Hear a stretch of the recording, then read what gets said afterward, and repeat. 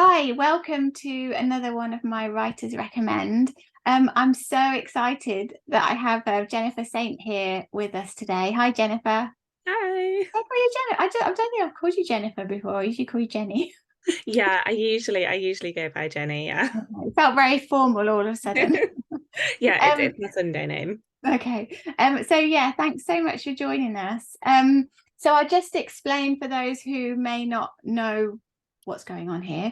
So I have opened a bookshop called The Book Room.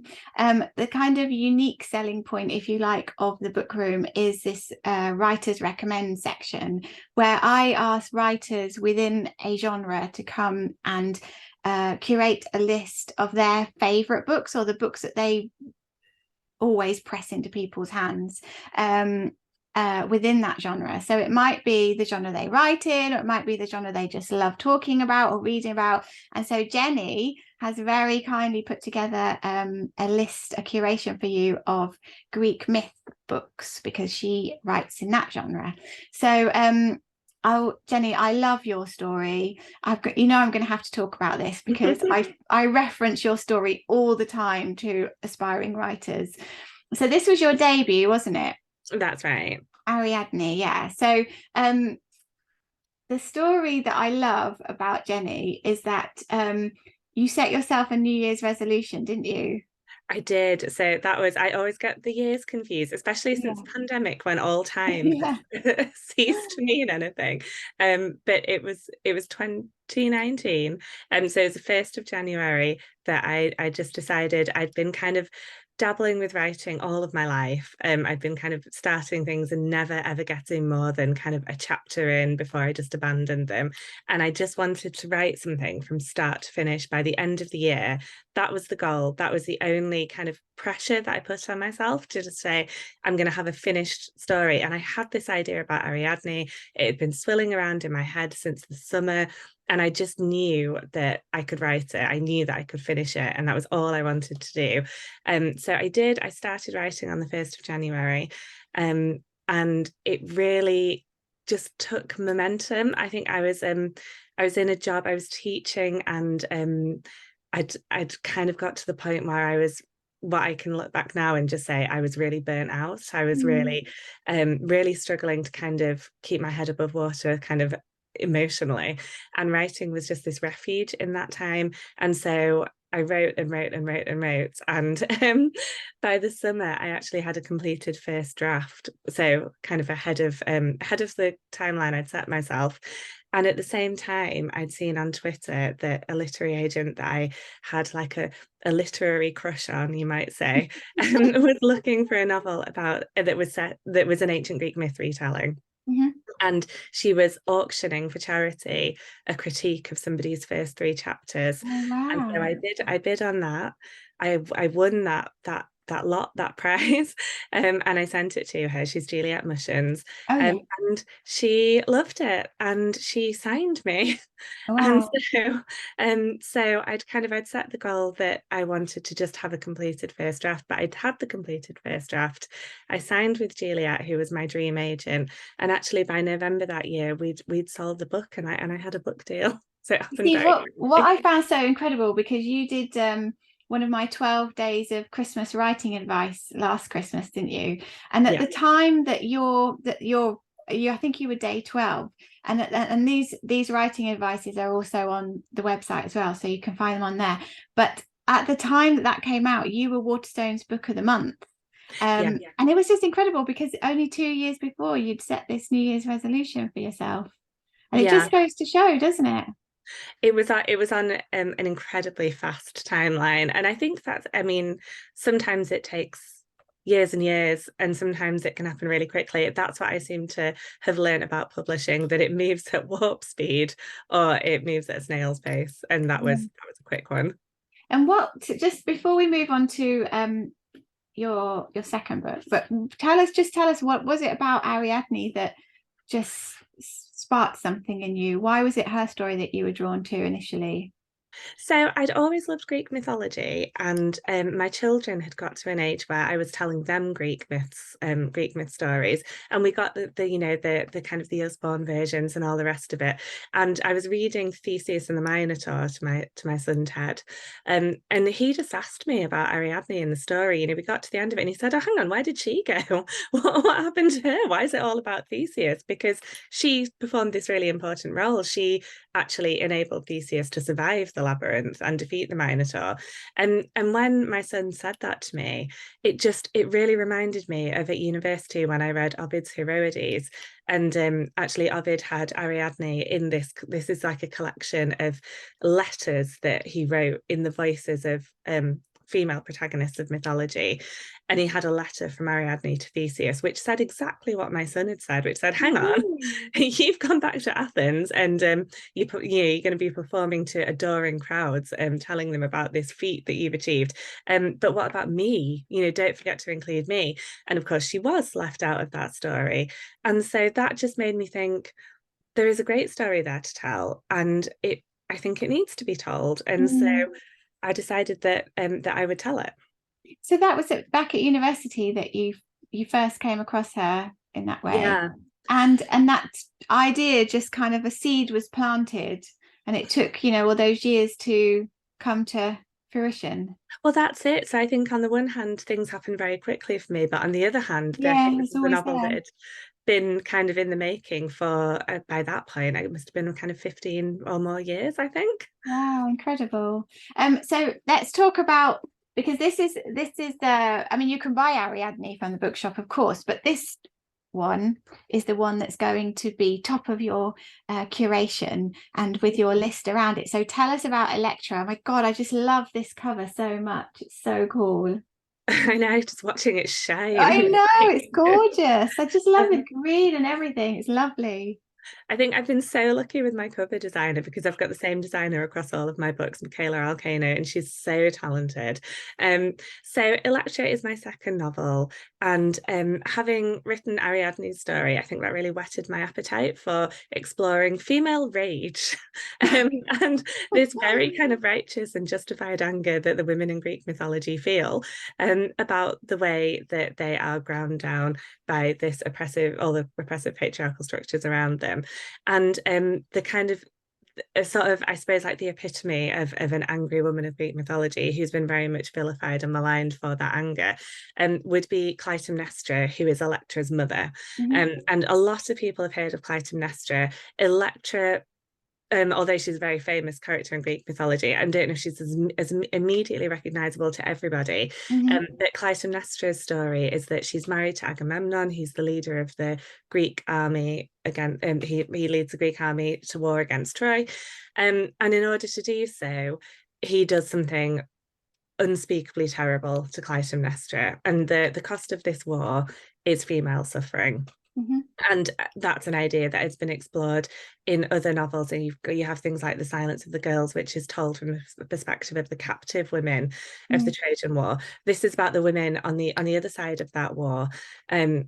Primarily Clytemnestra and her daughter Elektra, though I do have a third narrator who is the Trojan priestess Cassandra.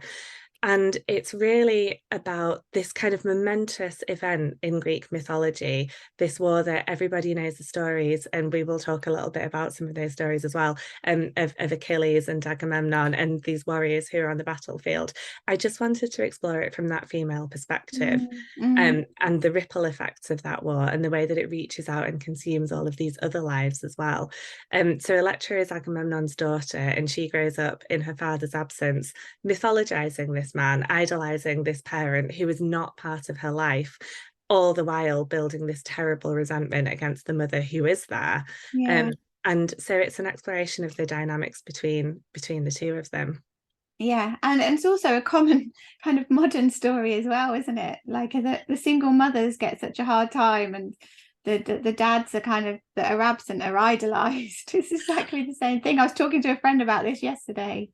Well, exactly, and I think that's why I described the book in that way just now, because I think although these stories of mythology kind of take place in these kind of extremes of the human experience, so there are monsters and there are gods and there are huge devastating wars, and actually the stories are very universal, and they're Mm. very much timeless and very much relevant to the things that we experience and face today. So you have a mother and a teenage daughter Mm. in the Bronze Age, where we can really see their dynamic replicated today. And I think that's why myths endure and why they survive, and why I get asked a lot kind of why are we still reading them. I think because they are stories about humanity and they are stories Yeah. about us. Yeah, and us as humans, I mean, at the core of us, we share these experiences throughout the ages. They just manifest in different ways now, don't they? Because of how the world has changed, or technology, or yeah. So and also it's interesting that the war always seems so masculine, and like you say, the stories are told through the men, the story of the men, and yet that war started, you know, there was a woman at the heart of it as well. So it's strange that we, until now, we have always, you know, thought about those stories in terms of men. Um, because you mentioned Troy, should we start with Madeline Miller on your first pick? Tell us what you've picked. Yeah, so this pick, and I'll just get the camera away. I can't see what I'm doing. The Song of Achilles by Madeline Miller. And I mean, I would always recommend this novel. And I think that there's probably very few people left in the world who haven't found it yet. But if you haven't, you should definitely read it. Because although we've talked just there about telling these stories from the female perspective, there are other ways to approach this very famous, very well-known myth as well. And in Madeline Miller's The Song of Achilles, it's told from the perspective of Patroclus, who is the lover of Achilles. And it is such a beautiful story. Yeah. So this is, you know, a story of this war where in Homer's Iliad, it's that over different covers. Yeah. That one's a nicer one, actually. I don't think it must have been through a few manifestations. But it's the Achilles kind of at the start of the Iliad. This is a story all about his wrath, and he's seen from as this incredibly furious. He has the kind of the fury of the gods on the battlefield. He's this kind of more than human force. But in this novel, we see him from this very tender, very Mm. much more humanized perspective. Um, and it's beautiful and it's lyrical and it's very tragic. Mm. But what I find about this is that it's a book that I've come back to and I've revisited over and over again. And as I've read it more in more recent years, then I start to find that it's the story of Thetis, Achilles' mother, that really starts to stand out to me. Okay. It becomes this really, really compelling portrait because he's the daughter of an immortal sea nymph. Thetis is a goddess. And Mm. I love retellings of Greek mythology that have the gods as part of it, that don't kind of strip out the magic. It's interesting sometimes the way that writers can approach it where they do. But for me, Greek mythology is all about the magic and the gods. They add this dynamic, unpredictable kind of like tension to the novel.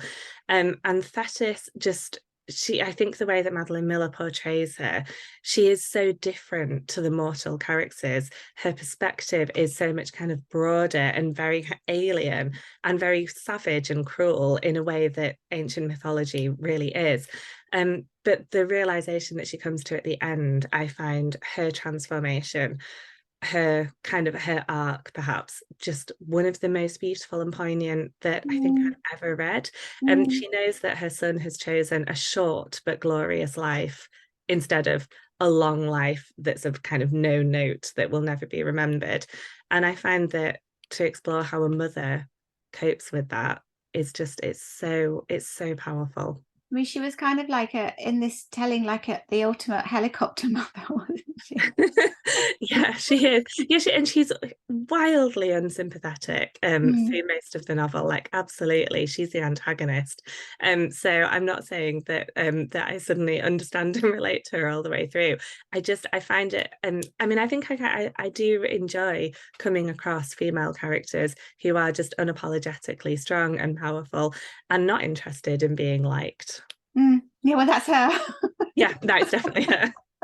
I think she would, you know, give that summary a seal of approval. I don't think she'd mind that at all. No. Wait, what book have you got for us? What's your second selection? Okay, so the next one, so I recommend this quite often, and this is Greek Myths by Charlotte Higgins, which is another really beautiful gold foiled cover. So people sometimes they ask me, they've read like a retelling, they might have read Ariadne or Elektra, and they want to know more about Greek myths, which is always amazing to hear. That's always one of the things that makes my day. And I'd always recommend Greek Myths by Charlotte Higgins, which is, it's not a novel, it's a compendium of mythology, and she tells it by way of having these female characters in mythology. Again, it's very female centered.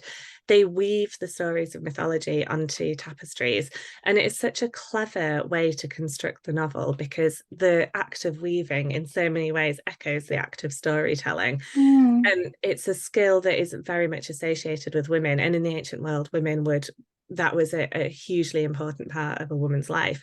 But I really love the way that it parallels the act of telling stories, because I always think that this is partly how myths get passed down. I always think of it being mothers telling their children these stories is a way that kind of fuels that engine. And so I really love that she's kind of put these two things together. And weaving and tapestries is a way that stories have been transmitted to us. And it is in one of the myths, one of the women tells the story of her assault by weaving it, because she's been denied the power of speech. And it's such a beautiful kind of metaphor, Yeah. such a shocking and sad metaphor, but it so much reflects the way that women's voices can be taken away from them, Yeah. but they can still find a way to share these experiences. Yeah, yeah. The other thing I like about this book is the family trees, because sometimes Very it's very, helpful. you have all these names flying around, and if you're not an expert, it's really hard to remember who relates to who. So I think, yeah, I don't know if you can see that. I don't think you can at all, actually. But yeah, I find that really helpful when you're kind of trying to get into Greek myths. And also, I think it's true what you said. It's a great entry point, because one of the reasons that I want to do these writers recommend is that if you do want to try another genre and you don't know where to start, for writers to tell you, where to start, where's a good entry point, to recommend something not only for you to start with, but also something that those who are very familiar with the genre might not have found yet. So yeah, I think this is a great pick. So thank you for that one. What have we got next? So the next one that I like to tell people about is The Giant Dark by Sarvat Hassoun. So this one, and I've met Sarvat, we've done a couple of events together, and I would always recommend seeking her out and listening to her talk about it. She's much more eloquent in discussing it than I am, but I'll try and explain what it is I like about it. This is a modern retelling, so it's set in the contemporary world, and this one doesn't require a knowledge of Greek mythology. If you know the myth of Orpheus and Eurydice, it's almost like an added bonus when you're reading this novel, because what she's done is she's flipped the genders. So the Orpheus character is a female rock star, and the Eurydice character is her male muse. And it's absolutely it's so original, it's so clever, and it's just got this really kind of dreamy intensity throughout the novel. It's very dark. It deals with a lot about kind of fan frenzy and adoration, and the kind of the putting celebrities on pedestals. And you can see these parallels with the religious worship of the gods in the ancient world. But it's all very kind of subtly done. It's all through the nuance. What I really love about this novel in particular is that you have this narration of the chorus, which are these fans who are completely obsessed with the Orpheus character. And it makes it such a universal experience to read it. It deals a lot with the idea of this kind of descent into the underworld. It deals with that as a kind of question of mental health and depression. So it's really well done. and just a really, really great read, I think. I had never heard of this before until you put it on your list. So I'm really excited to read it. And isn't the cover just gorgeous? It is another really beautiful cover. I think Greek mythology gets the Yeah. best covers. I think you're right. I think you're right. They're gorgeous. And it's just so enticing. I just love the font and everything. So yeah, I can't. This is the problem with doing these interviews, and also if you could see what surrounds me, it's just piles and piles of books at the moment that are ready for the shop. But I just want to down tools and read it immediately. So Mhm. it's You really should hard. do this one. Yeah. What's your last pick? I don't have Um, this one, but yeah, show us. Yeah, so the last one is Great Goddesses by Nikita Gill, Life Lessons from Myths and Monsters. And Nikita Gill is a poet. She's brilliant to follow on Twitter. She posts poetry all the time, her own work and other people's work. So it's and Insta on her Instagram as well. And always these really like beautiful, lyrical, thought-provoking snippets. So definitely go and seek her out. And in this is a collection of poems which charts the kind of the Greek mythology from the creation myth through beyond the fall of Olympus and imagines where the gods would have ended up. So some of the poems are incredibly poignant, like incredibly beautiful and tragic, and some of them have got this really sort of wicked kind of dark humor running through them. So we meet Ares after Olympus has fallen. Ares is this drunk, washed up in a bar. Ares is the god of war. And he's stopped seeing his therapist. They all desperately need therapy. It's this great portrayal of kind of what happens to this force of toxic masculinity after he Wow. loses his power.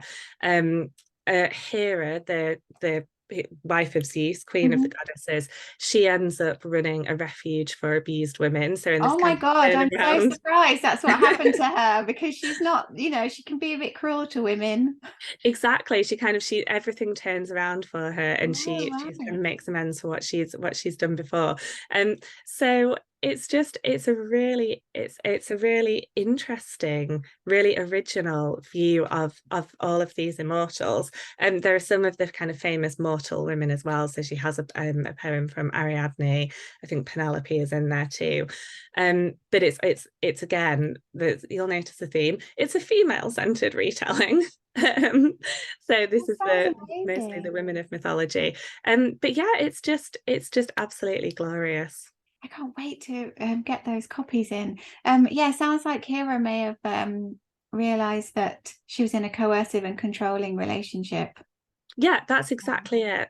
Yeah, And I love that spin that's put on it, where it goes back to what we were saying at the start, that it just makes these characters real and really explores that connection that we have to them and why they exist and why they've endured. yeah, Um, exactly. so yeah, and it's good as well to have a collection of poetry in here, I think, because Mm. you can dip in and out of it. It's not it hangs together beautifully as this cohesive whole, but also you can just go in and read it whenever, on a coffee break or whatever. But how clever she must be to know, to have that knowledge of, I mean, I could spend my entire life trying to get, because I came to Greek myths quite late in life because of my daughter, actually, because I didn't know the stories which Mm, are filtered into much of our literature, yeah. music, everything, art and everything.